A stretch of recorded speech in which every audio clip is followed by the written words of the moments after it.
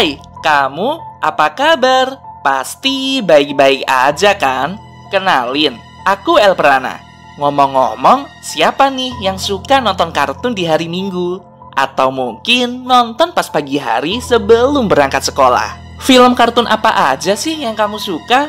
Coba komen di bawah ya, aku pingin tahu kartun favorit kamu. Di video kali ini, Elprana akan membahas beberapa film kartun di hari Minggu yang ternyata memiliki kisah asli yang suram banget.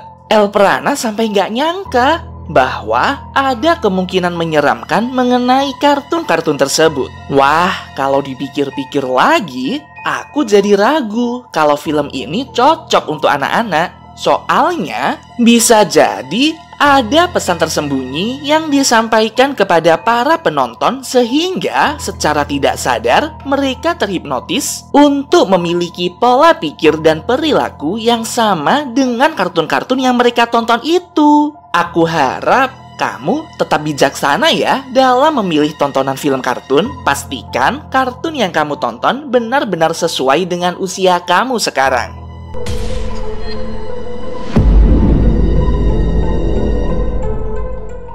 Aku yakin banget, kamu pasti tahu Doraemon kan? Elprana tuh suka banget sama Doraemon. Waktu masih kecil, aku selalu nonton setiap hari Minggu jam 9 pagi.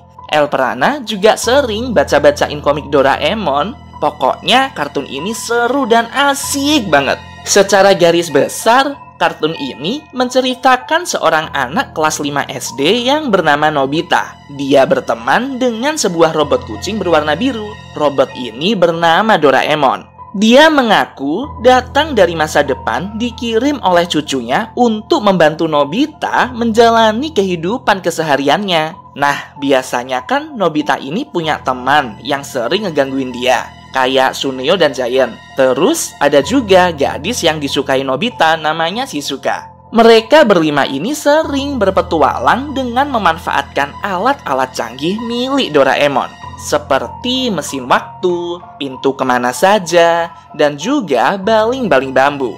Tapi nih, coba deh kita pikir-pikir lagi. Kok bisa ya di abad 21 kayak gini ada robot kucing secanggih Doraemon yang berkeliaran di jalanan, bersosialisasi dengan masyarakat sekitar, atau mungkin beli dorayaki di sebuah toko? Kan nggak mungkin banget. Kalaupun ada, pasti Doraemon udah dicuri sama orang lain dan dibongkar buat dijual komponen-komponennya. Atau bisa jadi malah rumah Nobita bakal dikepung oleh militer Jepang karena dianggap menyembunyikan senjata pemusnah massal. Wah, cukup masuk akal juga sih. Nah, dari fakta ini ada beberapa orang yang berspekulasi bahwa sebenarnya Nobita ini beneran ada di dunia nyata. Diceritakan, Nobita adalah seorang anak remaja yang meninggal bunuh diri di umur ke-16 tahun. Itulah sebabnya mengapa karakter Nobita di kartun Doraemon ini selalu digambarkan sebagai seorang anak kelas 5 SD dan gak pernah dibikin naik kelas. Terus, Doraemon yang selalu berteman dengan Nobita ini sebenarnya hanyalah khayalan Nobita semata. Nobita didiagnosis oleh dokter terkena penyakit mental bernama schizofrenia, sehingga dia tidak dapat membedakan mana ilusi dan mana kenyataan. Bahkan nih, Nobita tuh sering terlihat ngomong sendiri di jalan menuju sekolah. Dan hal ini tuh malah bikin Nobita jadi bahan bulian teman-teman sekelasnya. Tahu kan kalau isu perundungan di Jepang tuh parah banget? Inilah salah satu penyebab depresinya Nobita hingga mengidap penyakit mental. Dan saking parahnya, saking dia nggak tahan, dia memutuskan untuk mengakhiri hidupnya. Ya ampun, kasihan banget.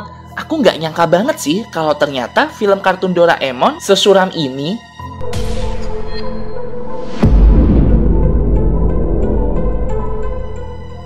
Berbeda dengan karakter Doraemon yang adalah sebuah robot, Hello Kitty adalah karakter kucing hidup yang digambarkan sebagai gadis kelas 3 SD. Dia berwarna putih dengan sepasang telinga yang ikonik. Banyak banget orang-orang yang gemar nontonin kartun Hello Kitty dan bahkan mengkoleksi barang-barangnya. seperti tas, kotak pensil, sepatu, dan lain sebagainya. Wajar sih, soalnya emang karakter Hello Kitty ini imut dan lucu banget.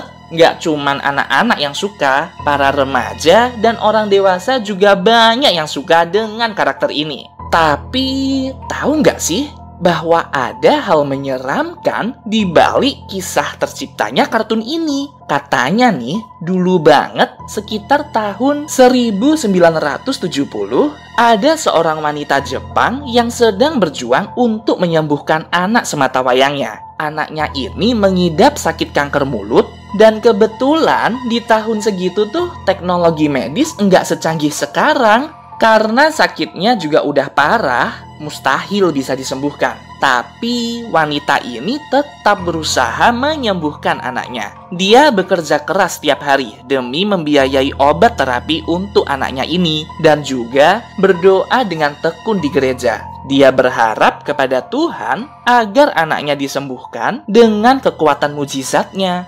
Tapi tahun berganti tahun, kondisi anaknya tidak kunjung membaik, malahan jadi semakin parah.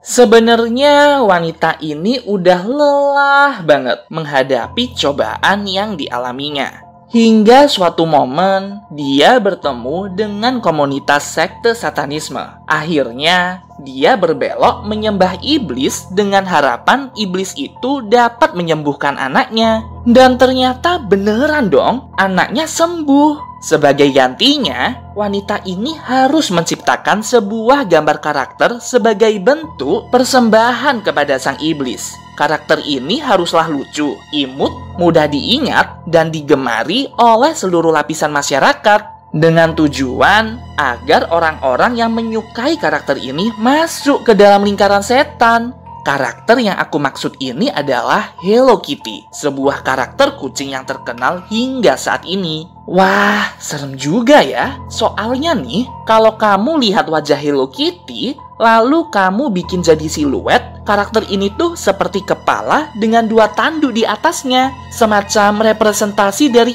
iblis. Horor banget.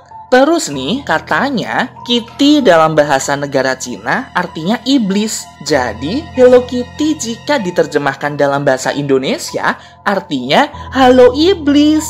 Gila. Gimana nih menurut kamu? Apakah kamu percaya dengan isu seram kartun Hello Kitty ini? Coba komen di bawah ya, aku pingin tahu pendapat kamu.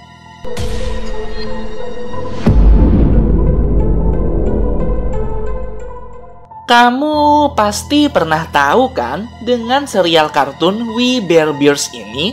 Sebuah animasi original keluaran Cartoon Network yang berasal dari Amerika Serikat. Kartun ini memiliki 3 karakter utama yang digambarkan sebagai beruang bersaudara. Ada Grizzly, kakak tertua, ada Panda sebagai kakak kedua, dan Polar Bear, si beruang bungsu. Di balik kisahnya yang seru dan lucu, ternyata ada fakta tragis yang melatar belakangi terciptanya karakter kartun ini. Dari rumor yang aku dapat di internet, kartun We Bare Bears adalah sebuah representasi rasisme orang Asia yang terjadi di Amerika Serikat. Beruang-beruang ini harus berusaha untuk beradaptasi di dalam masyarakat Amerika yang kejam-kejam itu.